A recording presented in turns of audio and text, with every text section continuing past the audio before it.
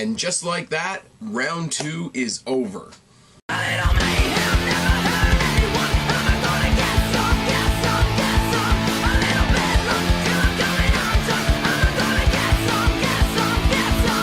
What's going on, everybody? It's your buddy, it's your pal Spaz, Phoenix, the YWC Reality Check here with episode 6 of the Mae Young Classic. And yeah, I'm not gonna lie, it is a lot to review in 2 weeks.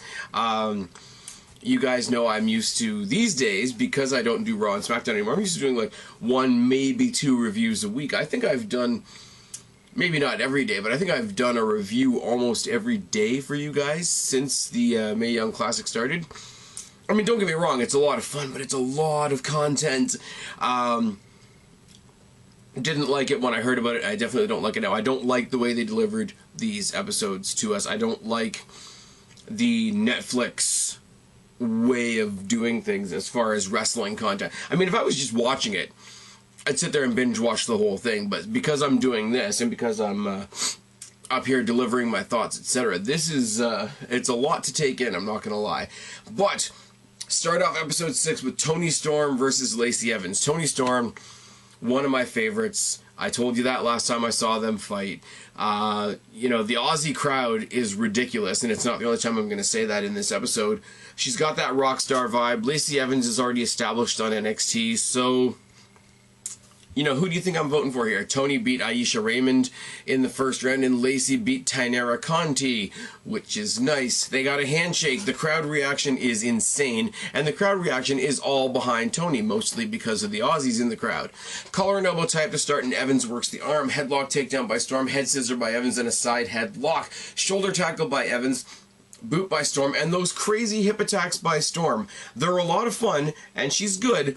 But like I said in the last Toni Storm match, we do have Asuka to compare them to, so it brings it down just that little notch. Not enough that it's not fun, though.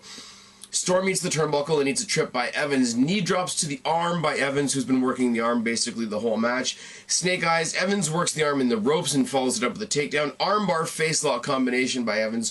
Forearms by Storm. Backstabber off the ropes by Storm. Hip attack and a Northern Lights suplex by Storm. Neckbreaker by Evans, who tries to mount a comeback, but the Strong Zero gets the win for Storm. The Strong Zero, it's basically Sheamus's white noise, like around the back and drop, except it's a white noise over the knee, and you just see her neck going a way it's not supposed to go. And yes, it's a work, and it's fake and all that sort of thing, but you just, to watch her pull off the Strong Zero, it's like, that's just not supposed to be, is it? Toni Storm goes on to face Piper Niven in the next round, and as I said in the last episode, Piper Niven, incredibly impressive. I gotta pull for Toni Storm in this one. I really do. Unfortunately, I have to wait, as I said to you guys the other day when I started this, because it's not dropping in our on-demands properly on the Canadian WWE network, I have to wait until they're actually on the streaming channel and record them.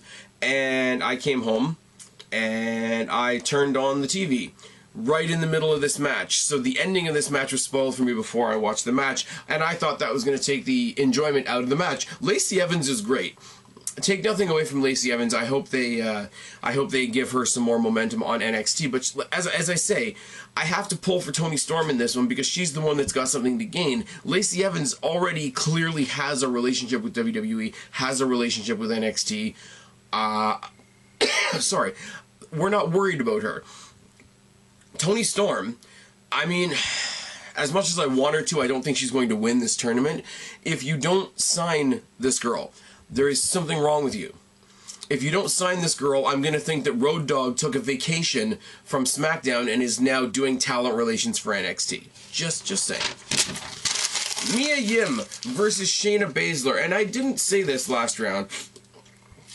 I focused a lot on Marty Bell and how she was in that sort of Beautiful People-esque group in TNA, Marty Bell was. But I forgot that her partner was Jade, and I'm pretty sure that's who Mia Yim is. She takes on Shayna Baszler, so, you know, that's not a really enviable task there. Mia beats Sarah Logan in the first round, so, you know, don't have anything nice to say about Mia Yim, really. And Shayna Baszler beat Zeta, who I couldn't give a fuck about, and Shayna Baszler is terrifying. It's hard to talk about Shayna Baszler, though, without talking about the very obvious story they're building between the two Four Horsewomen sects. Between, that's S-E-C-T-S,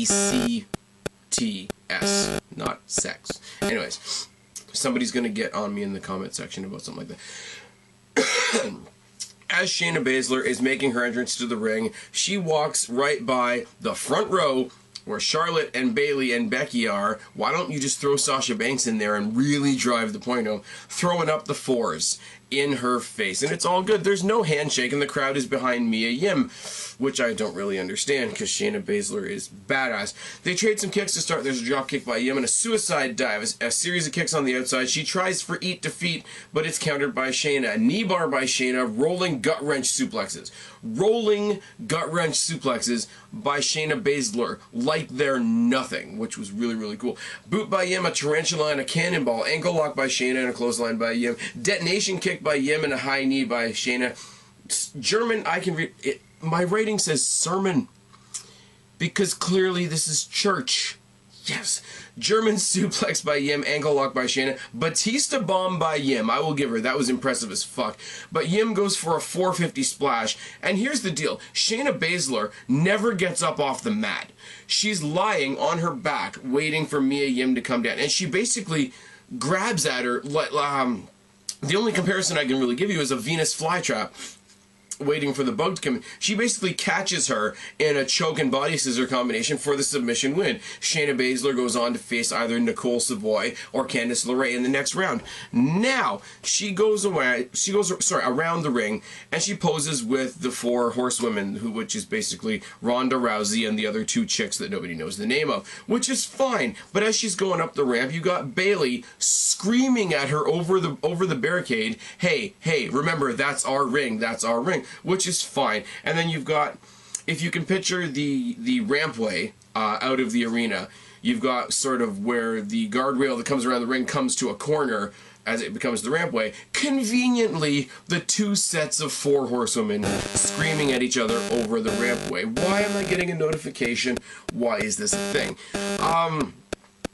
I will say, it's kind of good that they only had 3 horsewomen, Charlotte, Bayley, and Becky, now that I think of it, because there was only 3 on the other side, because one of them is involved in the tournament and wasn't going to get involved in a scuffle there. Now, apparently there's a video of all 8 of these women confronting each other in a WWE parking lot. I haven't seen it yet.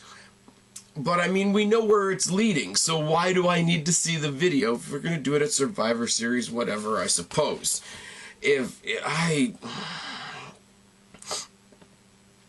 I don't know. On the one hand, I think it's a really cool thing they're putting together, and on the other hand, I think, okay, if you've got 4 UFC women, that's 4 women on your main WWE roster that you're trying to bolster that aren't getting a spot.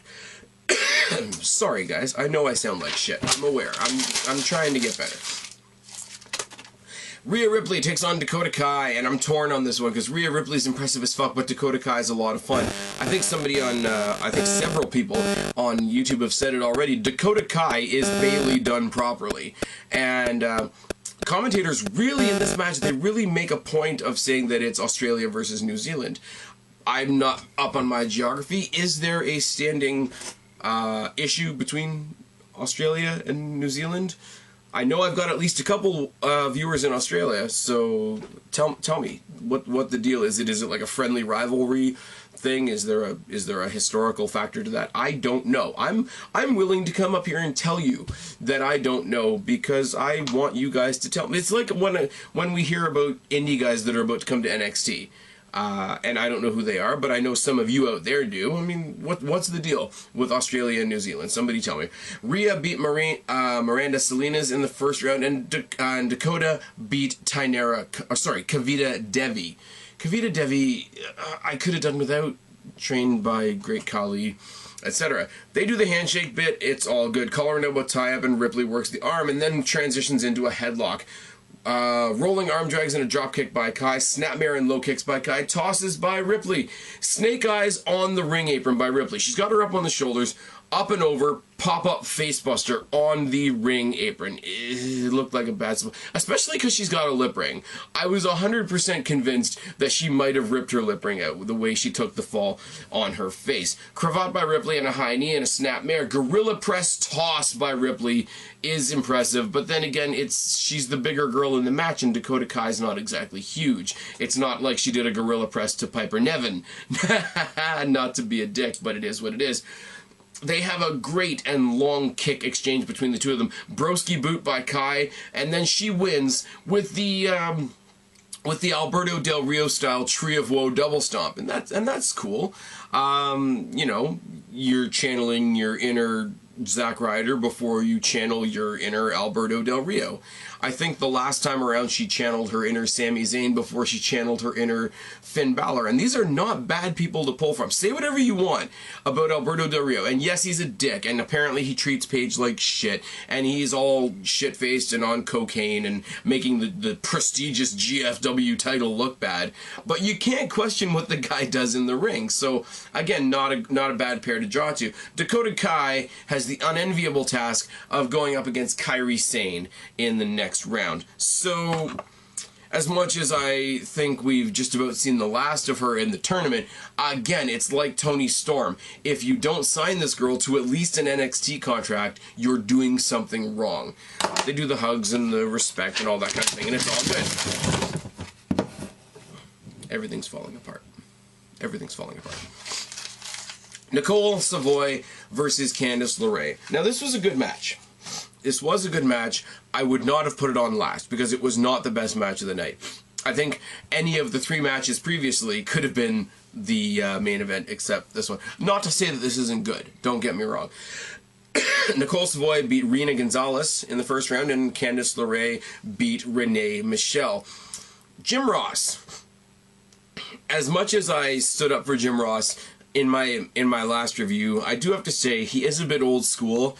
In a tournament focused on women and boosting the women's roster, and you know women can do it too and all that sort of thing, you don't want to be introducing Candice LeRae as Mrs. Johnny Gargano.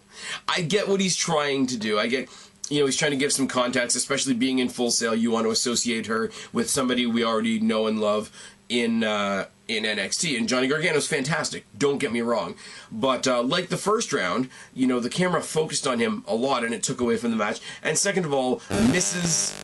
Johnny Gargano isn't exactly the most flattering thing to say about a woman who's trying to make a name for herself in her own right. I know it's not intentional. I know Jim Ross is just old school that way.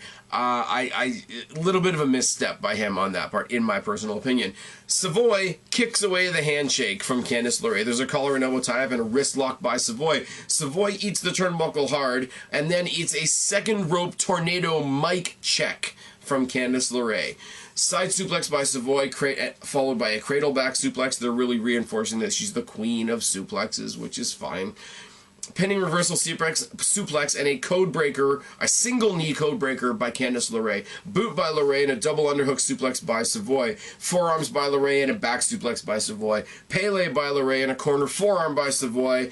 But Miss LeRae's wild ride gets the win for Candice LeRae. Candice LeRae has the equally unenviable task of going on in the next round to face Shayna Baszler. This was an entire round done in 2 episodes, so obviously it was quite fast. But what have we got in the quarterfinals? We've got Abby Laith versus Mercedes Martinez. Laith's taking it. I'm just saying. Candice LeRae versus Shayna Baszler. Candice LeRae, I'm sure they want to push. Candice LeRae has a husband that's already in the company, etc. But Shayna Baszler is a monster, and she's terrifying, and she's going to be a big part of this 4 horsewomen story they're trying to push. So I really don't know what to do there. Kairi Sane versus Dakota Kai, we can pretty much see where that's going. And Piper Niven versus Toni Storm. I'm sorry, Piper Niven. I gotta go with Toni Storm on that one. Anyways, looking forward to the next round. The next round is going to be done in 1 episode. Hope you guys are enjoying this. Hope you guys are enjoying my reviews. I've been Spaz, your YWC Reality Check. Subscribe up there, talk down there, start a conversation, keep all these conversations going. Don't be a stranger. I'll talk to each and every last one of you later, but for right now, I'm tagging out. Bye, guys. Don't apologize.